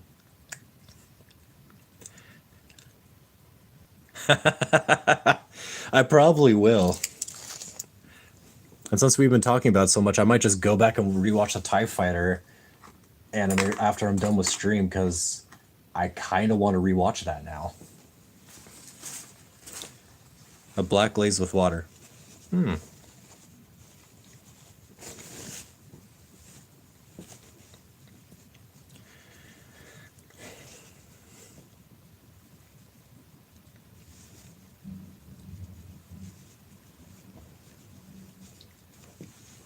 I can definitely do that. I can also cheat. because I also have a speed paint. So I'm thinking, if you guys will bear with me, I think what I'm going to do is I'm going to do, for the inner layer, I'm going to do my Macragge blue just on the inside of the spear. After that,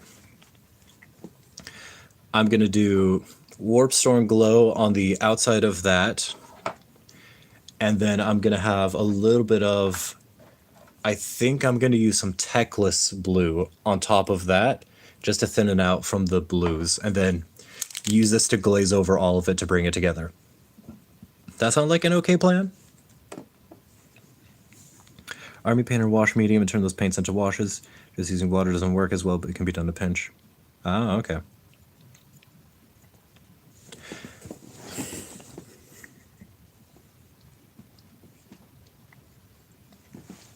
So you're just gonna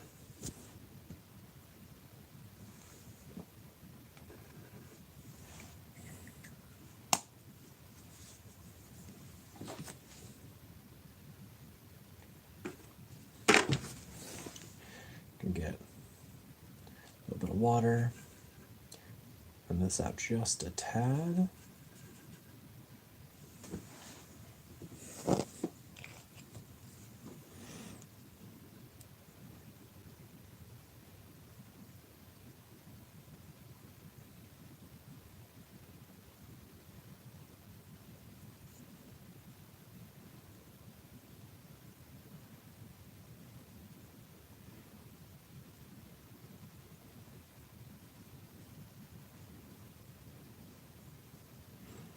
You know, I'll just make this easier on myself. Just base coat the whole thing for the blade. I just can go over my other coats.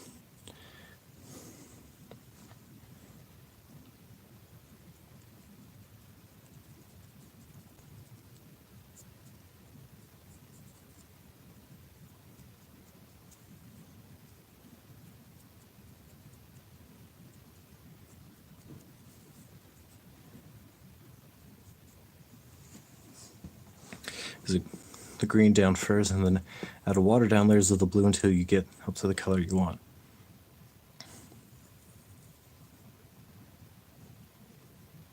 Hey, fair. Because my initial idea was I'm doing the blue on the inside and then only on the blade itself where it's sharpened, I was going to throw the green down after I got the darker blue and then the light blue, and then I'd throw that on the outside ridges. That was kind of my idea, but what you're saying does make sense too. Just not... I'm still trying to get a groove and learn how to layer paint. Because growing up, I spent my time learning how to draw, but I did pencil on paper, so I only did black and white drawings. Color was never something I learned, just because when I learned to draw, I just got the learn how to draw books, and I just did that. We all have different paint styles, no worries, just pointing out what my process would be. And I do appreciate it, because when people say how they do it, it gives me perspective on like how other people work things out. And it helps me think about, I like hearing other people's art perspectives because it gives me a different way to approach a similar situation. And that helps me think more about things. Sorry, I gotta drink real fast because I've been talking too much.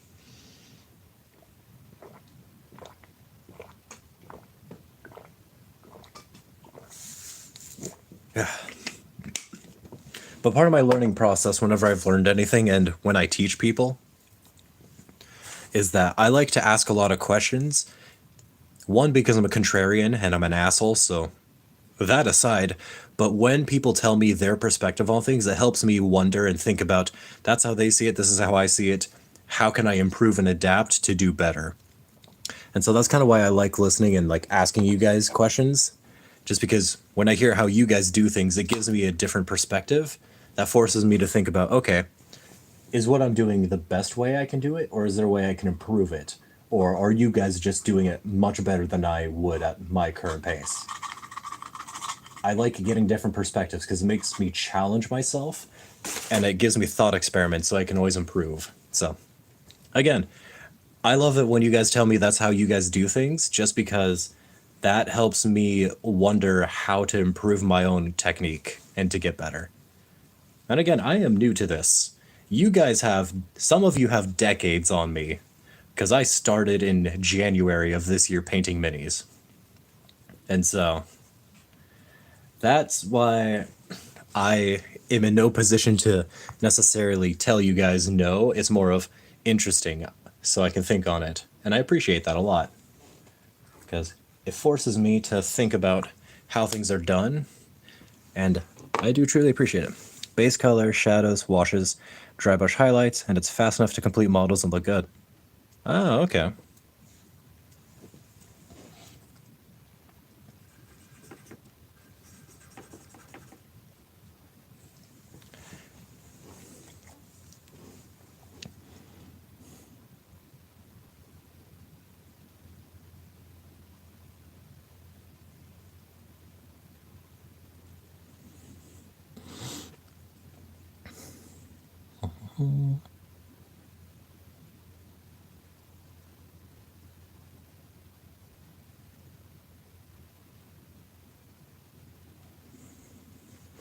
So ingredients, I put down 3 colors, for instance, dark orange in the darkest spot, light red in the medium spot, lime green in the light area, then I glaze my main color, removing the paint in strokes.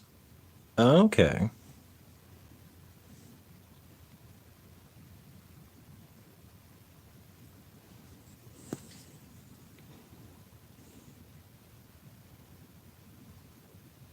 Yeah, I think I was just too slow on this one. So that really dried faster than I expected it to.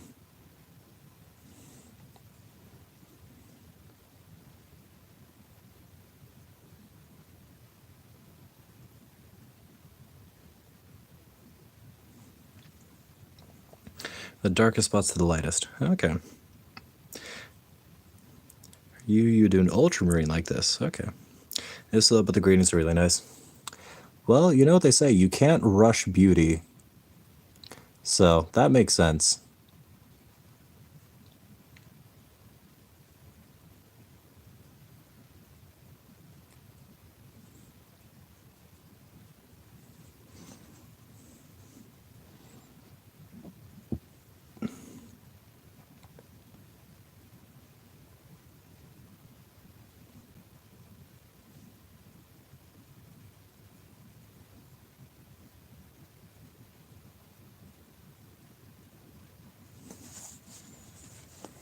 Okay. Throw her down for a second and I'll get some warp stone onto him. Out.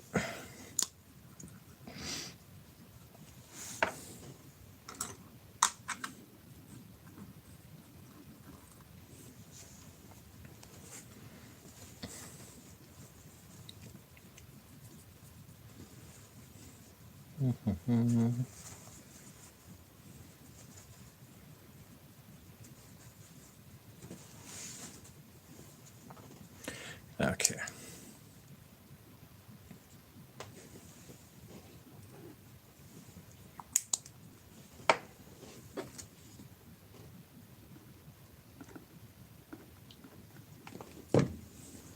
Then touch some water. Get that thinned out just a tad.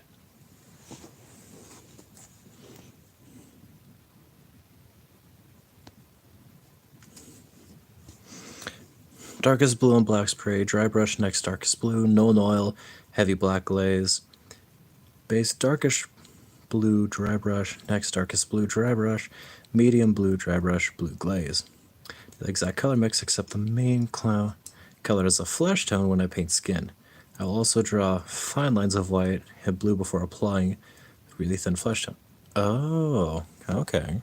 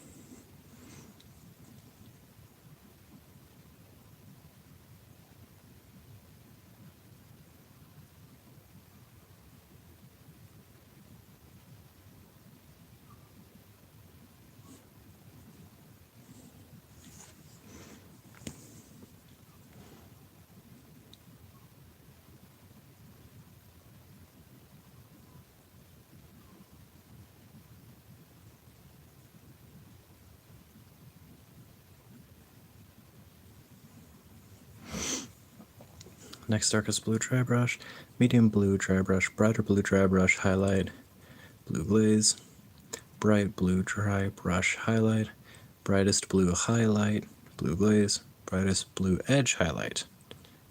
Okay.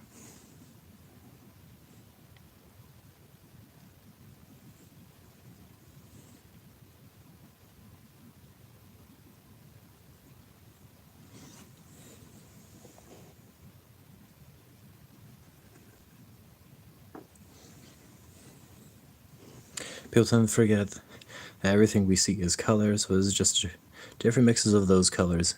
So even in a red, there are greens and blues. Oh, that is a good point.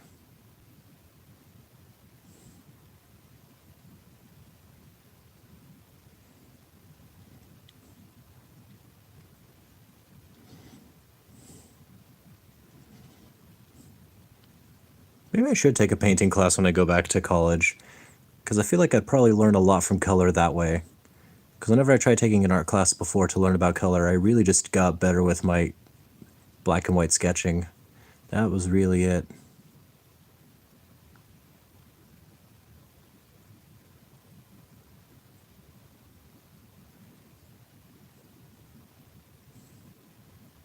I should probably also dig up my old drawings and post those again. Just so when I ever talk about it, it's like, yeah, no, that. Done stuff there.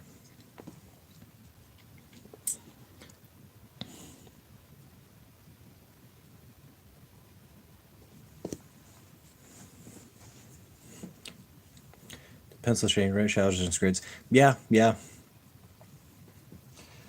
So, I wish I knew where my actual sketchbooks were, because I really need to just dig those out.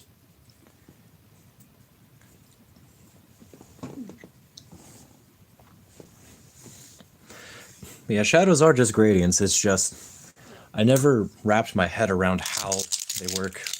Personal philosophy is to not layer tons of shades hues on a single color, as it doesn't show as much depth as using other colors for variation.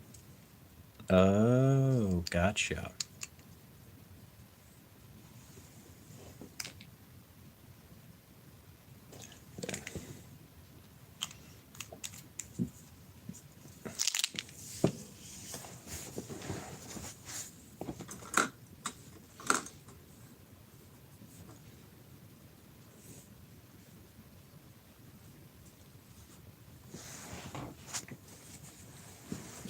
Okay.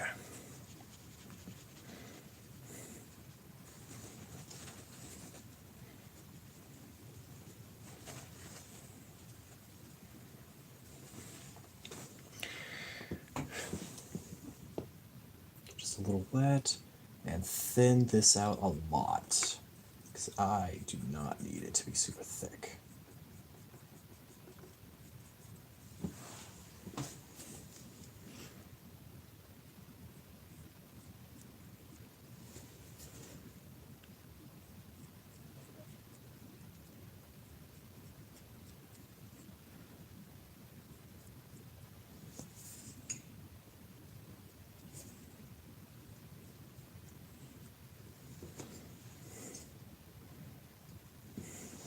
That's why I like smaller dry brushes, so I can make my highlights and build gradients.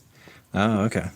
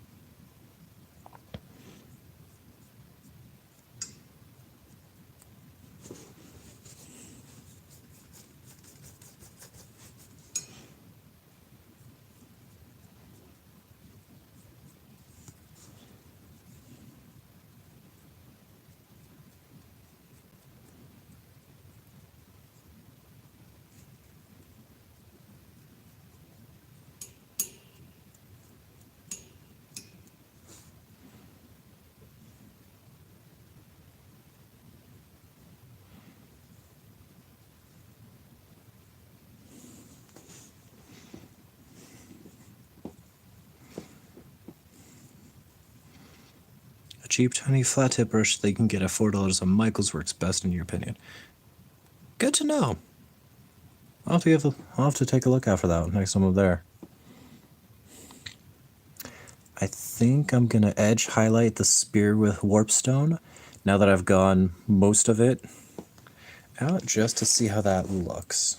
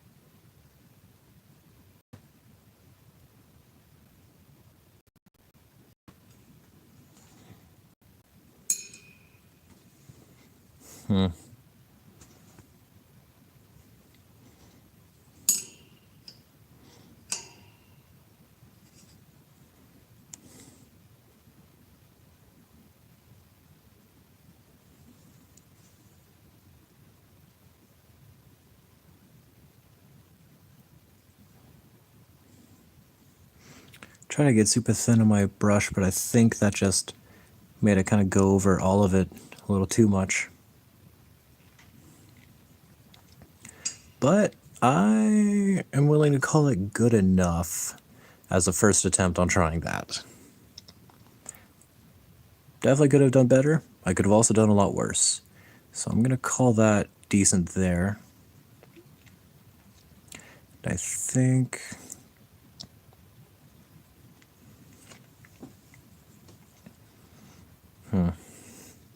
I guess now the next question is, what should I paint the staff? Like, what color is the staff on that?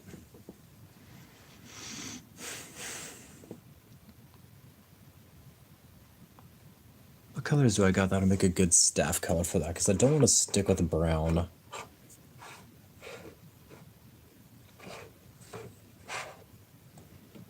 What would stick out? Got blacks, whites. I don't know if a pink. I do have a gold. I've got a gold, I've got a brass. I have a bronze somewhere around as well.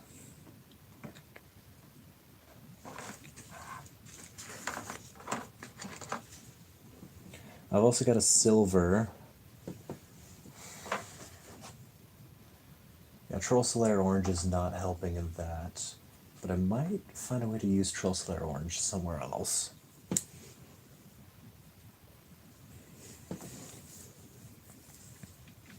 So we're saying gold? Okay. Let's give it. We'll do it. I trust you guys. So let's see.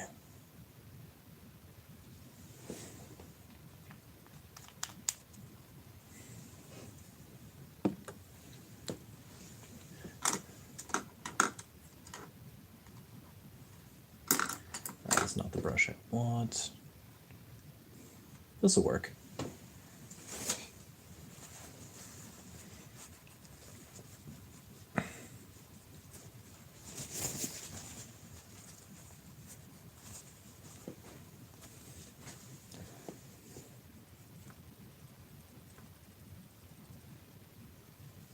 Okay.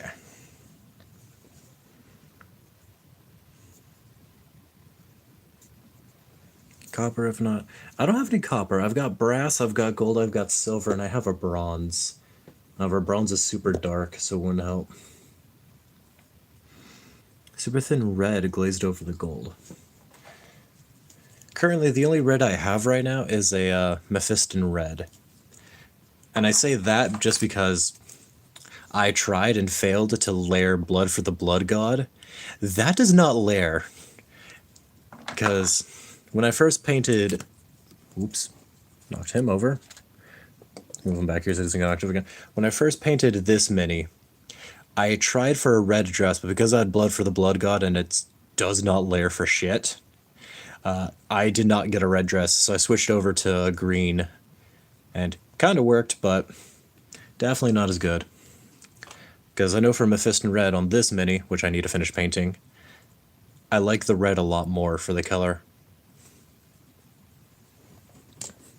But let's try.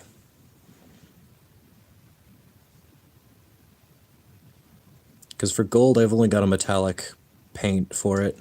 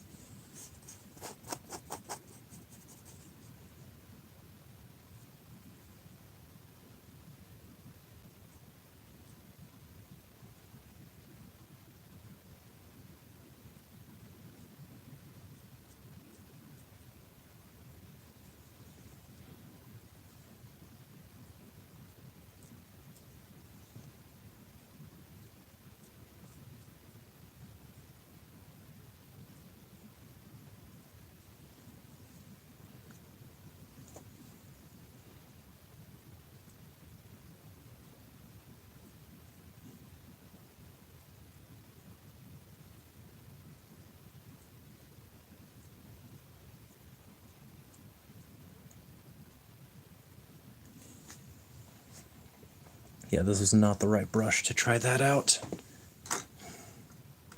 I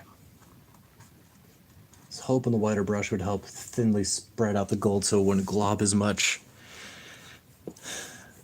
What a fool I was for thinking that metallic paint wouldn't glob up in general, so that's on me.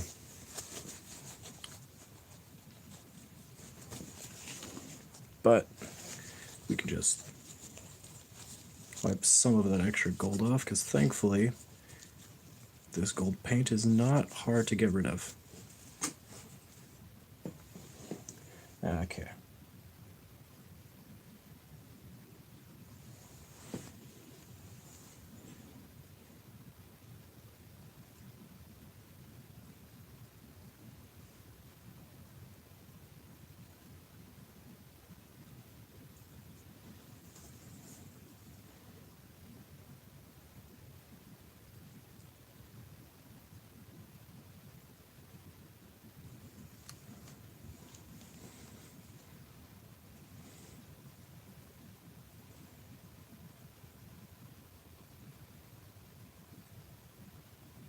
Good to know, Roosh. I'll do that.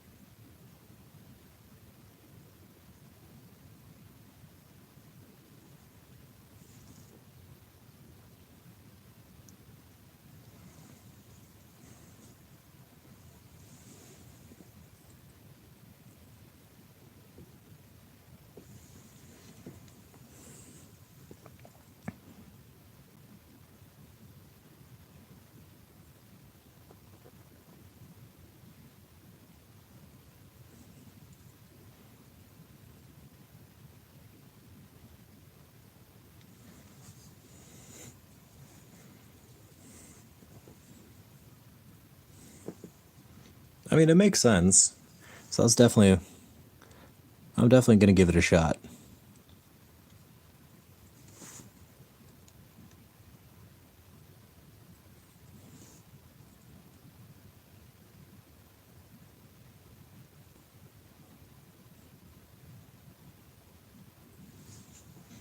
Gonna get a little bit more gold on the brush, carefully get this.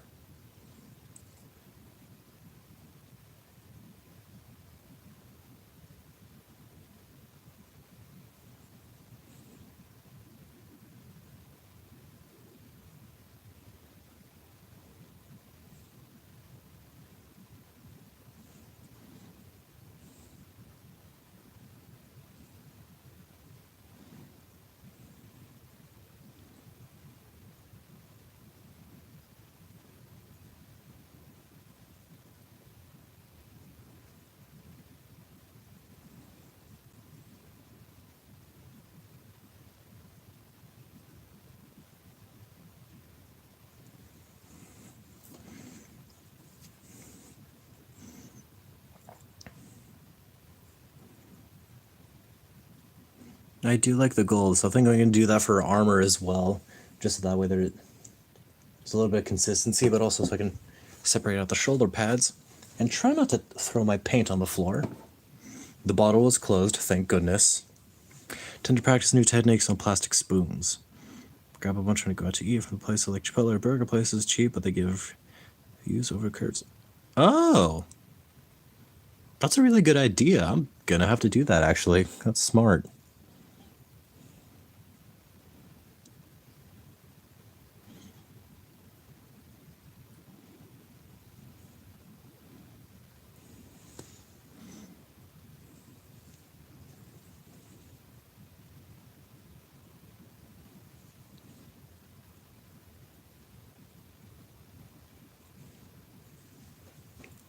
Oh. I think my phone's dying. That doesn't look good. So, sorry guys, I'm probably gonna have to cut that stream short because I can see on my screen that my phone's glitching out. So, sorry to end it abruptly, but thank you guys for showing up. I'll do what I can, and I'll try to figure out what's happening. See you later. Thank you again for stopping by.